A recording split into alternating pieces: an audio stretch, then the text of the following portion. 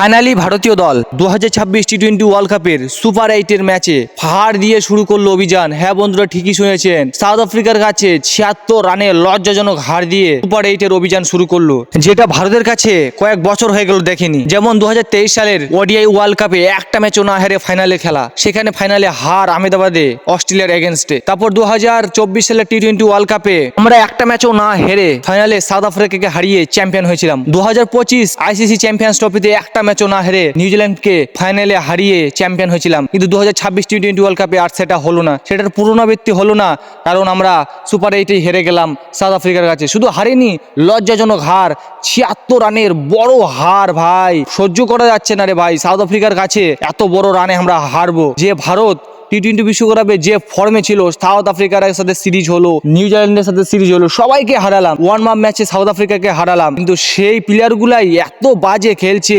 একটা প্লেয়ারও ফর্মে নেই রে ভাই। বুমরা শুধু এই ম্যাচে ভালো করেছে। বুমরা এই ম্যাচে 4 ওভারে 15 রান দিয়ে 3 উইকেট। তাছাড়া সব প্লেয়ারাই ভাই আসছে আর গেছে, আসা যাওয়ার খেলা শুধু হয়েছে, কোনো কিছুই হয়নি ম্যাচে। এসেছে আর গেছে, শুধু মাঠে নেমেছে আর আউট হয়ে চলে গেছে, এরকম খেলা দেখেছি আজকে। আর আহমেদাবাদ আমাদেরকে এত কেন কষ্ট দেয় রে ভাই? 2023 সালে আমরা ফাইনালে হার অস্ট্রেলিয়ার সাথে, আজকে সুপার 8 ম্যাচে ভাই আজকেও হার সাউথ আফ্রিকার সাথে। আহমেদাবাদ আমাদের প্রিয় মাঠ ভাই, আমাদের ইন্ডিয়ার গর্ব, সব থেকে বড় মাঠ বিশ্বের, সেই মাঠ আমাদেরকে কাজিয়ে দিল ভাই আজকে।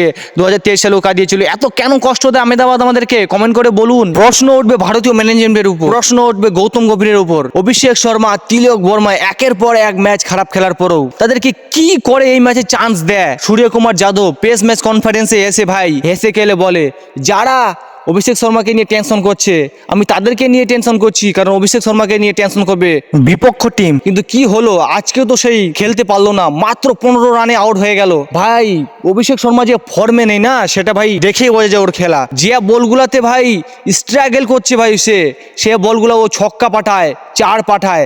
আজকে পরিষ্কার হয়ে গেল যে অভিষেক শর্মা একদম ফর্মে নেই, ফর্মের ধার কাছেও নেই। আর ঈশান কিষান যেভাবে আউট হলো রে ভাই, আউট হওয়ার মানে যে বলে আউট হলো তার আগের বলে ক্যাচটা ছুটে গেল। হ্যাঁ, মার্কো জনসন কেসটা নিতে পারতো, কিন্তু ছুটে গেল। তারপরে সে তাড়াহুড়ো করে ভাই প্রথম ওভারে 0 রানে আউট হয়ে গেল। এত তাড়াহুড়া কিসের রে ভাই? প্রত্যেকটা ম্যাচে যে তোমরা প্রথম বলে থেকে 6 মারবে 4 মারবে, সেটা তো হয় না। একটু ধরে খেলতে হবে, ধৈর্য করে খেলতে হবে। বিরাট কোহলির এখানে দরকার ছিল রে ভাই। বিরাট কোহলির মতো প্লেয়ার এই ক্রিকেট বিশ্বে নেই। বিরাট কোহলি জানে যে কিভাবে ম্যাচ বের করতে হয়, কিন্তু এই প্লেয়ারগুলোর মধ্যে সেই ধৈর্য শক্তি নেই, সেই ট্যালেন্টটা এখনো হয়নি, সেই অভিজ্ঞতাটাও হয়নি যে কিভাবে ম্যাচ ধরে খেলতে হয়। আসবে 6-4 মারবে, সেটা নিয়ে এদের মানে এদের এটা মাইন্ডসেট যে আসবে খালি ছক্কা 4 মারবে, সেটা প্রত্যেকটা ম্যাচে হয় না। তিলক বর্মা যেভাবে আজকে আউট হলো রে ভাই, তারপরে যে ডিআরএসটা নিল, কিসের জন্য ডিআরএসটা নিল আমি বুঝতে পারলাম না ভাই। যে সবাই জানে যে তিলক বর্মা আউট, যেভাবে আউটটি হলো মানে জঘন্য আউট, এরকম আউট আমরা আশা করি না তিলক বর্মার কাছে। তিলক বর্মা ভাই অনেক এক্সপেক্ট ছিল, তার জায়গায় ভাই ইনজুরি হওয়ার পরে শ্রেয়াস আয়ারকে নেওয়া হয়েছিল, শ্রেয়াস আয়ারকে চান্সও দেওয়া হয়নি ভাই।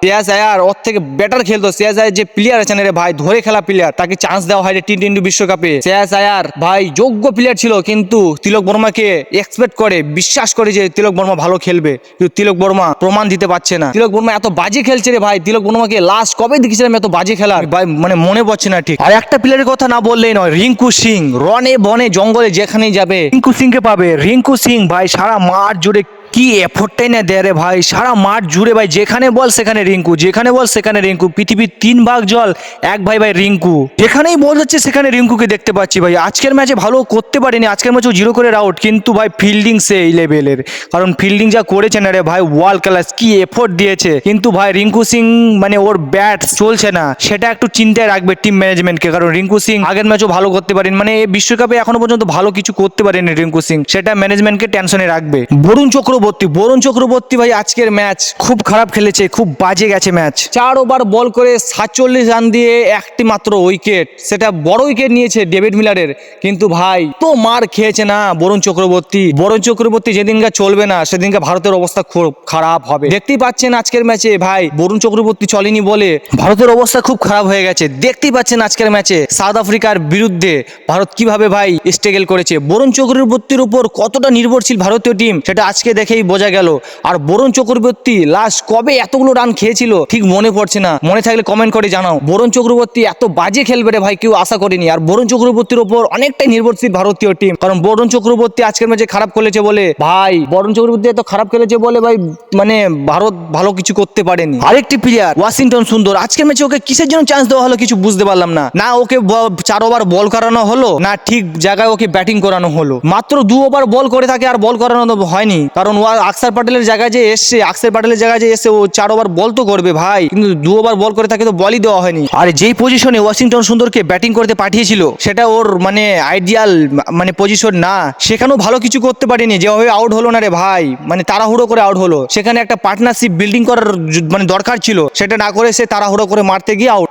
তো কিসের জন্য তাকে এই ম্যাচে খেলানো হয়েছিল ও মানে আকসার প্যাটেলের জায়গায় কিছু বুঝতে পারলাম না। না ঠিক তাকে বল করানো হয়েছে 4 ওভার, না ব্যাটিং সে করতে পারলো ভাই, সেটা নিয়েও প্রশ্ন উঠবে। কিন্তু যে যাই বলুক ভাই, এই ম্যাচে সাউথ আফ্রিকা দুর্দান্ত খেলেছে, বোলিং ব্যাটিং ফিল্ডিংয়ে ভাই দুর্দর্শ। ফিল্ডিং যা করেছে না রে ভাই, অসাধারণ ফিল্ডিংয়ে ভাই 100-র মধ্যে 100 দিতে হবে সাউথ আফ্রিকাকে। দুর্দর্শ খেলেছে। ডেভিড মিলার অসাধারণ খেলেছে ভাই, 63 রানের একটা ঝড়ো ইনিংস খেলেছে। যেখানে সাউথ আফ্রিকার পাওয়ার প্লেতে 3টি উইকেট চলে যায়, সেখানে ডেভিড মিলার আর ড্রয়েল বেভিস ভাই কি সুন্দর পার্টনারশিপ করে খেলে, দুর্দর্শ খেলে। তিনি মানে ড্রয়েল বেভিস 45 রান করেন আর তোমার ডেভিড মিলার ভাই 63 রান করেন।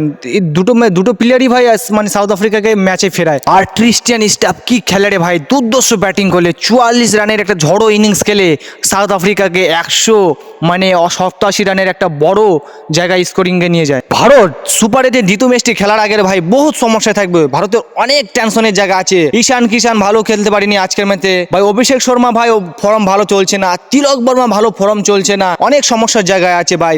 তারপরে বরুণ চক্রবর্তী এই ম্যাচে ভালো খেলতে পারেনি, মাথা ব্যথা আছে ভাই, টিম ইন্ডিয়ার অনেক মাথা ব্যথা আছে। তারপর রিঙ্কু সিং এর জায়গায় রিঙ্কু সিং ভালো মানে রান করতে পারছে না ভাই, এর আগের ম্যাচও তিনি রান করতে পারেনি, এই ম্যাচও 0 করে আউট ভাই। ভারতীয় টিমের অনেক সমস্যা ভাই, দ্বিতীয় ম্যাচ খেলার আগে না ভারতীয় টিমের অনেক সমস্যা, ভারতীয় টিমকে সেটা সমস্যার সমাধান করতে হবে। গৌতম গম্ভীরকে ভাই অনেক বড় সমস্যার সম্মুখীন হতে হচ্ছে, কারণ গৌতম গম্ভীরকে অনেক টেনশন দিচ্ছে এই প্লেয়ারগুলো। যে প্লেয়ারগুলো ভাই টি-20 বিশ্বকাপের আগে যে ফর্মে ছিল না রে ভাই, সে ধারে কাছে নেই, কেউ এক্সপেক্ট করেনি ভারতীয় প্লেয়ার এত বাজে খেলবে, এত অফ ফর্মে থাকবে রে ভাই, কারণ টি-20 বিশ্বকাপে অনেক এক্সপেক্ট ছিল অভিষেক শর্মার কাছে, তিলক বর্মার কাছে রে ভাই, সেই প্লেয়ারগুলো এত বাজে খেলছে, জঘন্য খেলছে না কি বলবো রে ভাই। টিম ইন্ডিয়া দ্বিতীয় ম্যাচ খেলার আগে বহু টেনশনে থাকবে, এই সমস্যার সমাধান করতে হবে ভারতীয় টিম ম্যানেজমেন্টকে এবং গৌতম গম্ভীরকে। এই যে আপডেটটি দেবো সেটি হলো ভারতীয় ওমেন্স টিমকে নিয়ে। ভারতীয় women's team rising star women's Asia কাপে বাংলাদেশকে 46 রানে হারিয়ে চ্যাম্পিয়ন হয়েছে ভারতীয় মহিলা দল। ফাইনালে তারা প্রথমে ব্যাটিং করে 134 রান তোলে 7 উইকেট হারিয়ে।